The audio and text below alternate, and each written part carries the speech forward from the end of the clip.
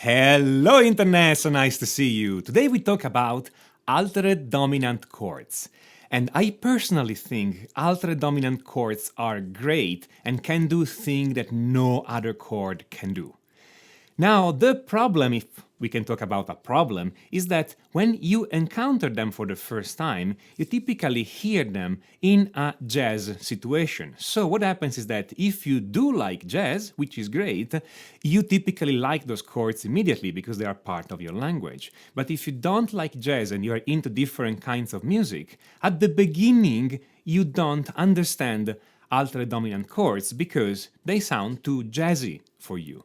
But as we'll see in a minute, those chords work in many other different styles and they provide you sounds you will not get otherwise, and those sounds definitely do not sound jazz. So whether you like jazz or not, let's see how all those chords can sound.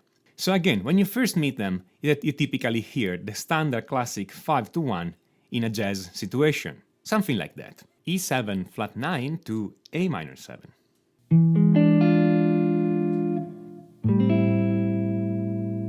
E7 sharp 9 to A minor 7.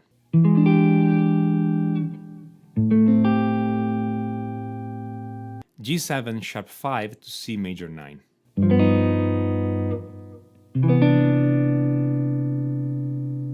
But I promise you they could sound different, so here's another couple of examples where they sound completely different.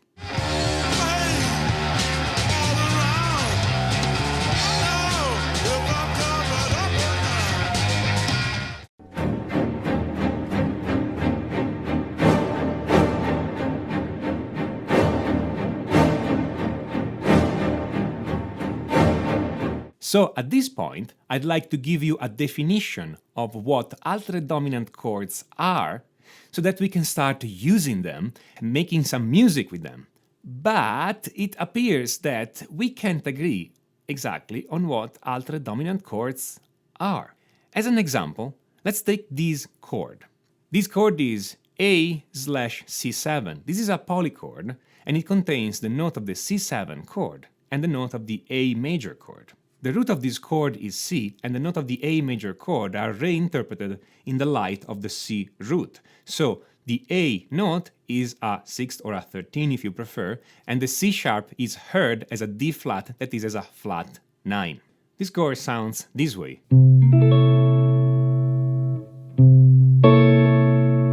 So we could also spell this chord as C7 flat 9 13. So here's the problem. For some musician, this is obviously an altered dominant chord, and for some other musician, this is obviously not an altered dominant chord. So what is the problem here?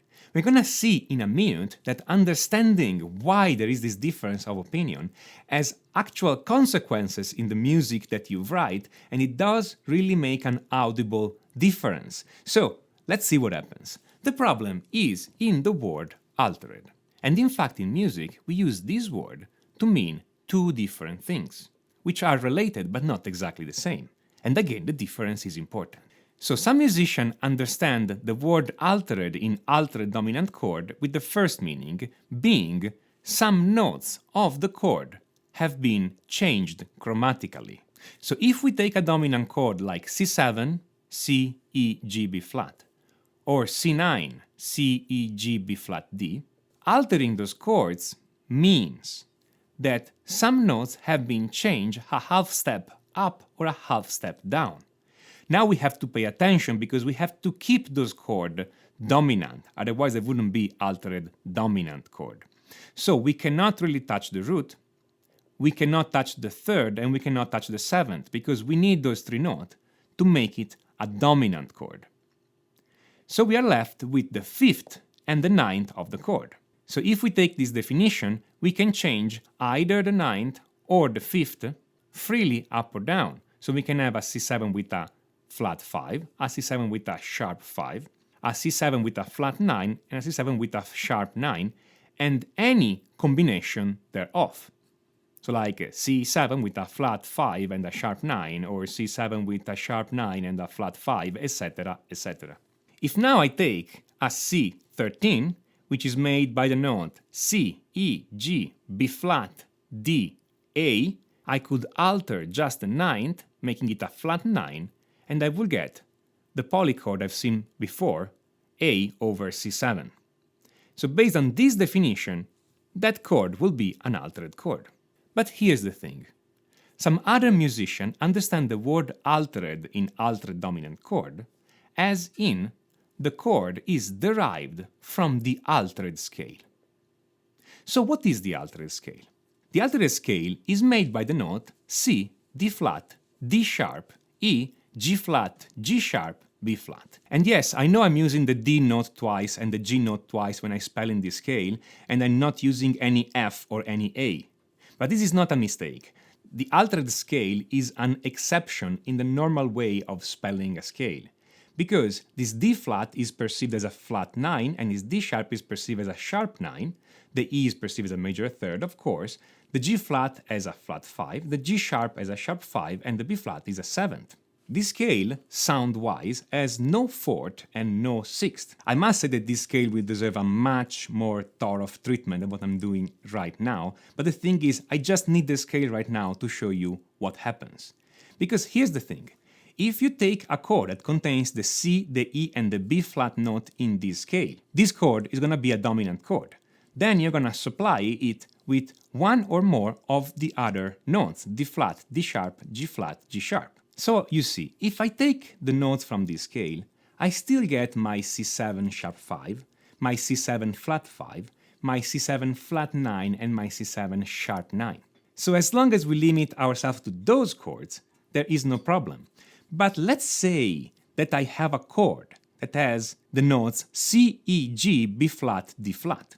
As you can see, this chord has a flat 9, but it also has a natural 5.